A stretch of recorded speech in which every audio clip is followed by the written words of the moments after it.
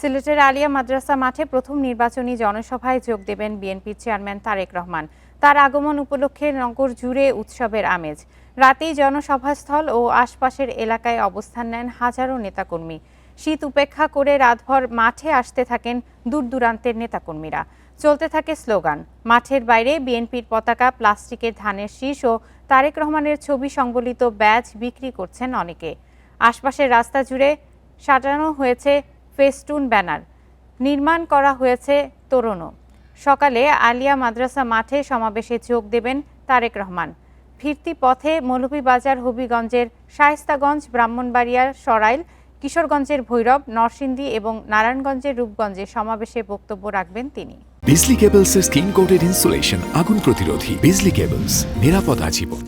এই বিষয়ে আরো জানাতে সিলেট থেকে যুক্ত হচ্ছেন সহকর্মী রানা মজুমদার। রানা, আজ তো জনসমাবেশ রয়েছে বিএনপি চেয়ারম্যান তারেক রহমানের, তো সার্বিক প্রস্তুতি কেমন দেখছেন আপনি? দেখুন, আসলে জনসমাবেশটি শুরু হবে সকাল 10টা নাগাদ, কিন্তু এর আগেই আমরা দেখতে পাচ্ছি যে এই যে ঐতিহাসিক আলিয়া মাদ্রাসা মাঠ, সেই মাঠটি কিন্তু এখনই আসলে লুকানো হয়ে যাচ্ছে এবং অসংখ্য নেতাকর্মী কিন্তু সিলেট বিভাগের বিভিন্ন জায়গা থেকে আসতে শুরু করেছেন এবং গতকালকে রাত থেকেই মূলত আসলে তারা এখানে অবস্থান করছেন। বিশেষ করে সিলেটের বিভিন্ন ওয়ার্ডের যারা নেতাকর্মী রয়েছেন তারা এখানে এসে জড়ো হয়েছেন।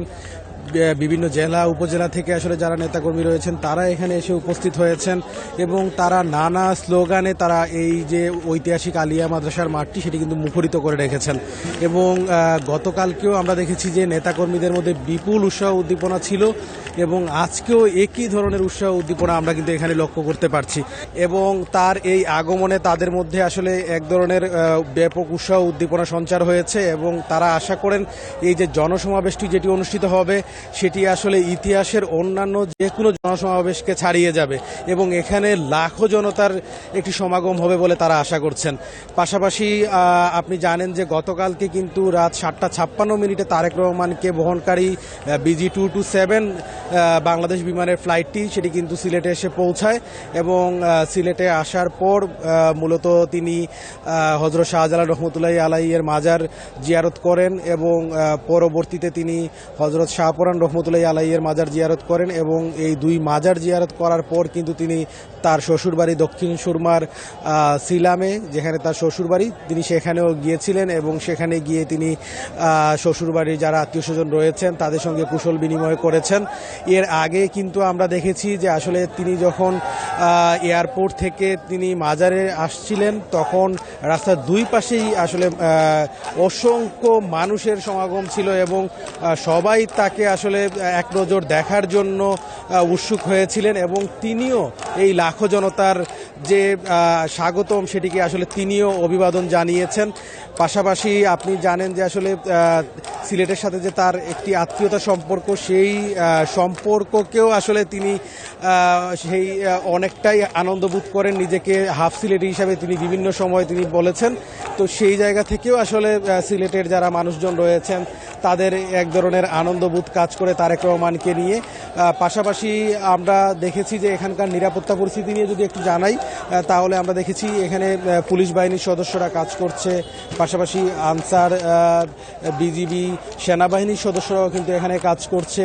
এখানে নিরাপত্তা জোরদার করা হয়েছে প্রত্যেকটা চেকপোস্টেই এবং আমরা দেখেছি যে আসলে সাদা পোশাকেও গোয়েন্দা পুলিশের যারা সদস্যরা রয়েছেন তারা এখানে কাজ করছেন।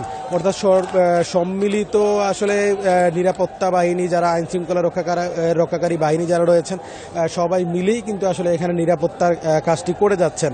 তো এখানে আসলে এখন পর্যন্ত যে পরিমাণ লোক সমাগম দেখতে পাচ্ছি আমরা হয়তো আরও কিছুটা সময় গড়ানোর পর আরও বেশি লোকের সমাগম হবে, যেটা কিনা আসলে স্থানীয় নেতাকর্মীরা আমাদেরকে জানিয়েছেন যে এখানে লাখো মানুষের সমাগম হবে এবং যেটি কিনা আসলে ইতিহাসের অন্য যে কোনো সমাবেশকে যেটি ছাড়িয়ে যাবে।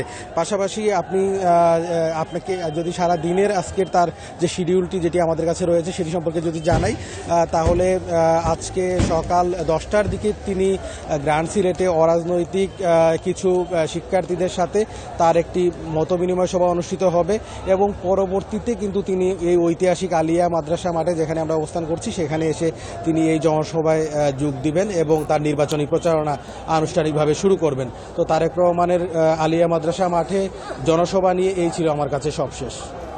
সিলেট থেকে জানাচ্ছিলেন সহকর্মী রানা মজুমদার।